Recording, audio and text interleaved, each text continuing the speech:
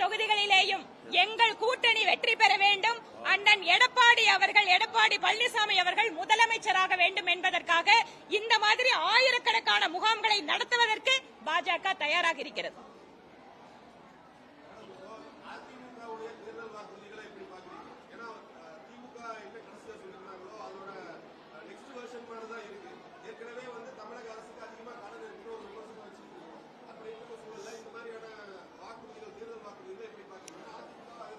நீங்க சொல்றீங்க திமுகவோட தேர்தல் அறிக்கை மாதிரி அதிமுக கொடுக்குதுன்னு. நாங்க சொல்றோம் 10 வருட காலம் அம்மாவின் ஆட்சியில் எந்தெந்த திட்டங்கள் எல்லாம் அமல்படுத்தப்பட்டதோ அதனுடைய தொடர்ச்சியை தான் சிறிது, எல்லாமே இல்ல. ஸ்கூட்டர் திட்டத்தை நிறுத்திட்டாங்க, தாலிக்கு தங்க நிறுத்திட்டாங்க, லேப்டாப் நிறுத்திட்டாங்க. இந்த மாதிரி எதெல்லாம் மக்களுக்கு பெண்களுக்கு நன்மை செய்கிற திட்டங்கள் எல்லாம் அதிமுகவினுடைய திட்டங்களை நிறுத்திவிட்டு இவர்கள் ஏதோ புதிதாக செய்வது போல ஒரு நாடகத்தை நடத்தினார்கள். அதனால இது வெர்ஷன் 2 அல்ல.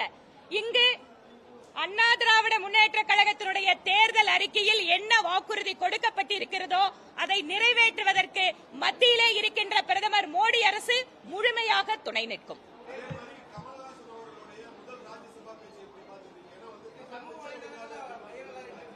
சமூக வலைதளங்கள்ல என்ன வைரல் ஆகுது? யாருக்காவது ஏதாவது புரிஞ்சுதா?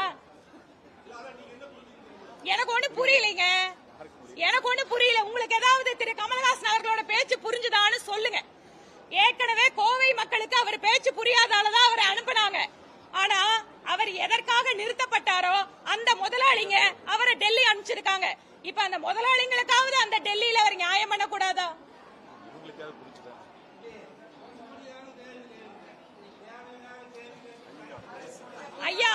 ஐயா பத்திரிகையாளர்களை தொந்தரவு பண்ணாதீங்க.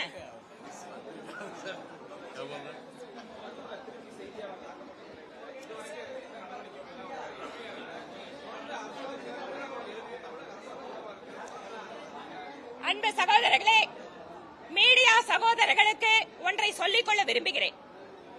இத்தனை நாள் பெண்களுக்கு எதிரான குற்றங்கள், பட்டியலின மக்களுக்கு எதிரான குற்றங்கள், சமுதாயத்திலே பல்வேறு நிலைகள் இருக்கக்கூடிய செல்வாக்கு மிக்க நபர்களுக்கு கூட எதிரான குற்றங்கள் தமிழகத்தில் அதிகரித்து வந்தது போக இப்போது மீடியா நண்பர்களையும் தாக்கக்கூடிய அளவிற்கு திராவிட மாடல் அரசு இப்போது அந்த மாதிரி ரவுடிகளுக்கு, திமுக அரசாங்கத்தினுடைய எம்எல்ஏக்களுக்கு, மந்திரிகளுக்கு உறுதுணையாக இருந்து கொண்டிருக்கிறது.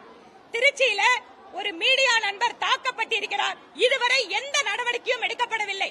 இதனோட வீடியோ நேத்திலிருந்து போயிட்டு இருக்கு. தமிழக அரசுக்கு தெரியாதா? தமிழக முதல்வர் கனவு கேட்கிறீங்களே, எங்களுக்கு ஒரு கனவு உண்டு. எங்களுடைய மீடியா நண்பர்களை எந்த அதிகார வர்க்கமும் அச்சுறுத்தாமல் செய்தி சேகரிப்பதற்கு அவர்களுக்கும் ஒரு கனவு உண்டு.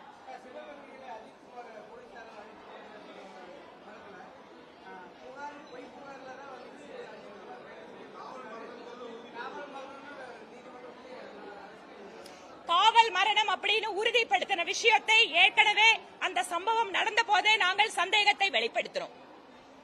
அஜித்குமார் அவர்களுடைய அந்த லாக்அப் மரணத்திற்கு இந்த தமிழக அரசு சரியான நீதி கொடுக்க வேண்டும்.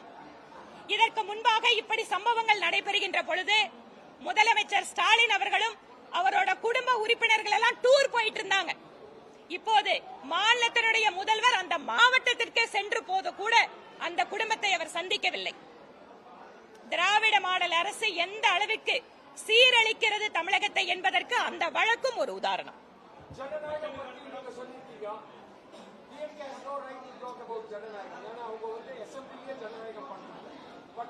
நீங்க ஜனநாயக படத்தை கேக்குறீங்களா இல்ல ஜனநாயகம் அவங்க விமர்சனத்தை கேக்குறீங்களா?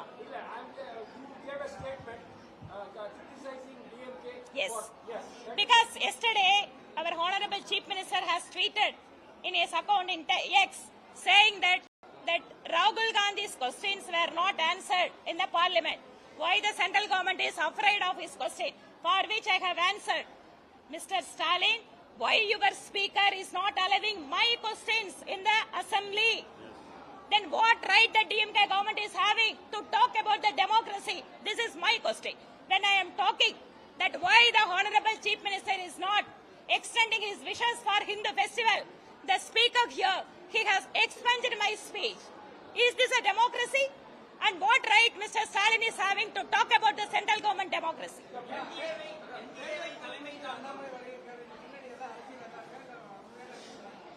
அவருடைய தந்தையாருக்கு உடல்நலம் இல்லாதால அந்த தொகுதியினுடைய சுற்றுப்பயணத்தை மட்டும் மாத்தி கொடுக்க சொல்லியிருக்காரு. உடனே ஏதோ ஒரு பூதாகரமான பிரச்சனையாக அதை மாற்றி அவர் ஏதோ இதுல பின்னால் ஏதோ அரசு எதுவுமே கிடையாது. அன்புக்குரிய சகோதரர் திரு அண்ணாமலை அவர்கள் சட்டப்பேரவைக்குள்ளாக நுழைய வேண்டும் என்பது எங்கள் அத்தனை பேருடைய விருப்பம்.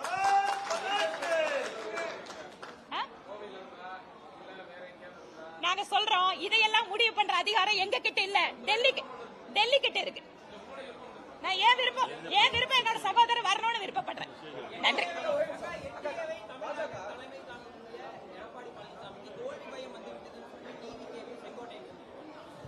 அதாவது திரு செங்கோட்டையன் அவர்கள் ஒரு முதிர்ந்த அரசியல்வாதி. ஆனால் காலத்தினுடைய கொடுமை காரணமாக அவர் இப்போது கட்சி ஆரம்பித்திருக்கிற நடிகரோடு சேர்ந்து நிற்கிறார் என்பதை பார்க்கின்ற பொழுது எங்களுக்கு வேதனையாக இருக்கிறது. இப்போது அண்ணா திராவிட முன்னேற்ற கழகத்தில் இருக்கின்ற அத்தனை பேரும் இணைந்திருக்கிறார்கள், பலமானதாக மாறிக்கொண்டிருக்கிறது. வெற்றி என்பது தேசிய ஜனநாயக கூட்டணிக்குத்தான் என்பதை மக்கள் முடிவு செய்வார்கள்.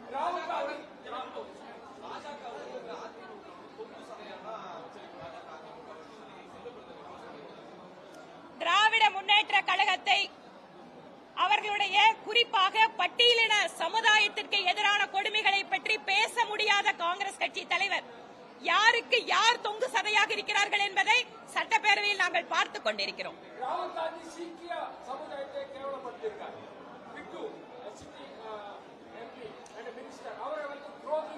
Yes, it is not the first time that Congress leader is targeting the Sikh community.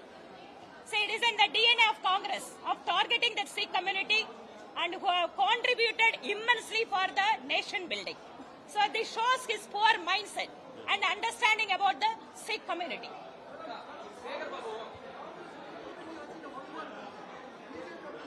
என்ன எங்களோட கூட்டணி பலமான கூட்டணிங்க. இத பாருங்க, அண்ணா திராவிட முன்னேற்ற கழகத்தோட தலைவர்கள், பகுதி செயலாளர் எல்லாம் ஒண்ணா நிக்கிறோம். That would be decided by the central party. அப்புறம் பாத்துக்கலாம்.